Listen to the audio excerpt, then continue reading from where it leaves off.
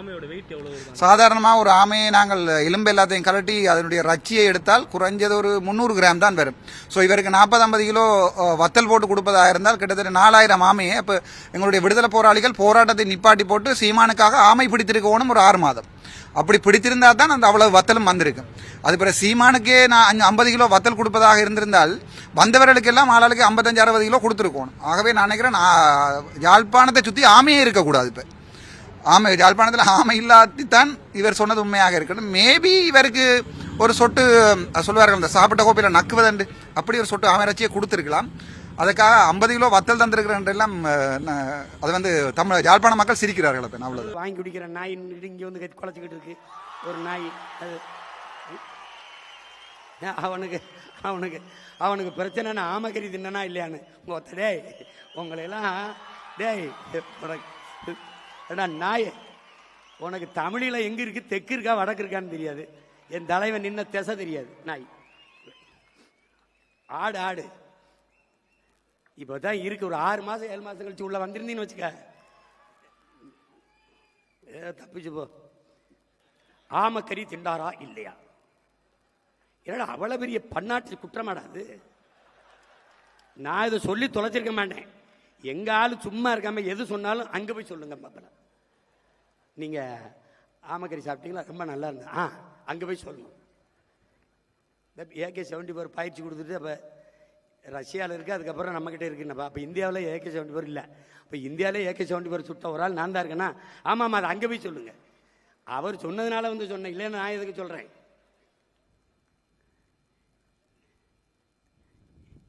பெரிய அதனால தான் இந்த நாட்டில் விலைவாசி ஏறி போச்சு, பசி பஞ்சம் வந்துருச்சு.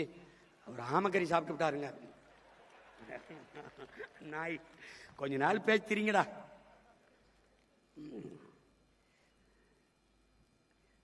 ஆனால் பச்சை மட்டை வைத்தியம் உறுதி தான். உறுதி தான் வைக்கல. என்னடா நான் என்னமோ அப்படியே ஆட்சியில் இருந்து அப்படியே தோக்கடிக்கப்பட்ட மாதிரி தோத்தாண்டா நின்னோம். முட்டையில் ஆரம்பித்தோம் சுழியத்தில் 4 லட்சத்துக்கு வந்தோம். அப்புறம் 18 ஆகணும், அப்புறம் 30 ஆனோம், அப்புறம் 36 ஆகணும், இப்போ 20 ஆயிருக்கோம். நாளைக்கு 1,80,00,000 ஆகிறோம். என்னடா கெட்டு போயிருது? என்ன ஆயிருது? நாய் வேயெல்லாம் அழும்போது நாங்கள் 4 வச்சிருக்கோம் 40 ஆக முடியாத. உயர்ந்த நோக்கமும் லட்சியம் கொண்ட பிள்ளைகள். நீ தேடுவ, என்னை தேடுவ, என்னை தேடுவ.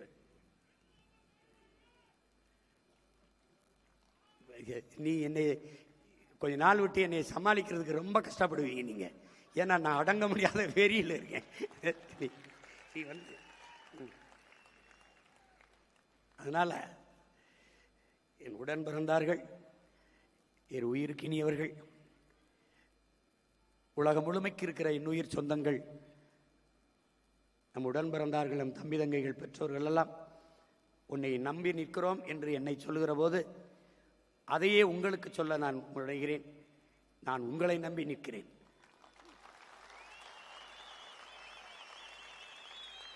என்னுடைய அசைக்க முடியாத அடர்த்தியான நம்பிக்கையை நீங்கள் தான்.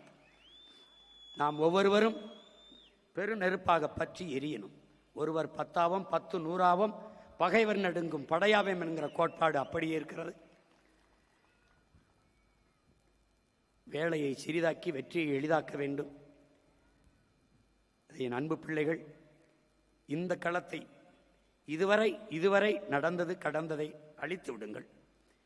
இன்றுதான் 2010 மே 18 இதே நாளில் நாம் மதுரையில் தொடங்கியதை இன்று நம்முடைய தாத்தா தனித்தமிழ் அடிகளார் மறைமலை அடிகள் திடலிலே அவருடைய பெயரை தாங்கி இருக்கிற இந்த நகரிலே நாம் இன்று தொடங்குகிறோம். இன்று புதிதாக பிறக்கிறோம் என்ற புத்தெழுச்சியை நாம் தமிழர் என்கிற அரசியல் புரட்சி படை இன்று தொடங்கப்படுகிறது. இந்த நொடியில் இருந்து தொடங்கப்படுகிறது என்ற புதிய உற்சாகத்தை நீங்கள் அடையும். 15 ஆண்டுகள் ஆகிவிட்டது. 10 ஆண்டு கால தேர்தல் அரசியல் எல்லாத்தையும் கழித்து விடு, மறந்து விடு. இந்த இடத்தில் இருந்து புதிதாக பிறந்தோம் என்ற உணர்வை பெற வேண்டும். உனக்கு சோர்வு வருதா? சோர்வு வருதா? தானியா இருந்து நமச்சிவாய வாழ்க நாதந்தாள் வாழ்க என்று நம் ஈசனை நம் சிவனை வழிபடுவது போல, பக்தி திரு முத்து திருநகை முருகனை பாடுவதை போல பிரபாகரன் பிரபாகரன் பிரபாகரன் என்று 10 தடவை சொல்லு.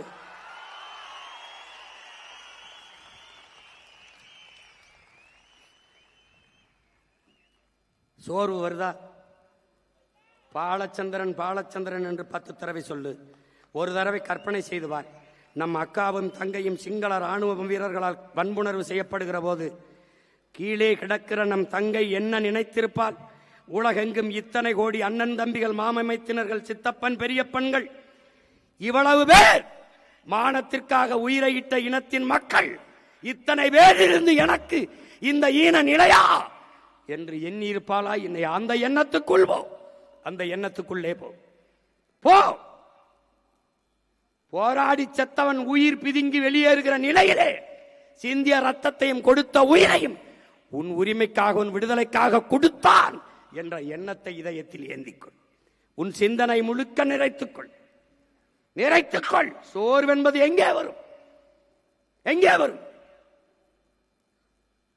படுத்து கிடந்தால் சிலந்தியும் சிறைபிடிக்கும், எழுந்து நடந்தால் இமயமும் குடைபிடிக்கும். சோம்பலை உதறி தள்ளுங்கள், சாம்பலும் சரித்திரம் படைக்கும். சோம்பலை உதறி தள்ளுங்கள், உங்கள் சாம்பலும் சரித்திரம் படைக்கும். ஐயா அப்துல் கலாம் சொன்னது மாதிரிதான், நம் பிறப்பு சாதாரணமாக இருக்கலாம், ஆனால் இறப்பு சரித்திரமாக இருக்க வேண்டும் என்பதை தன்மானமும் ஈனமானம் கொண்ட எண்ணுயிர் தம்பி தங்கைகள் கவனத்தில் வச்சுக்கணும்.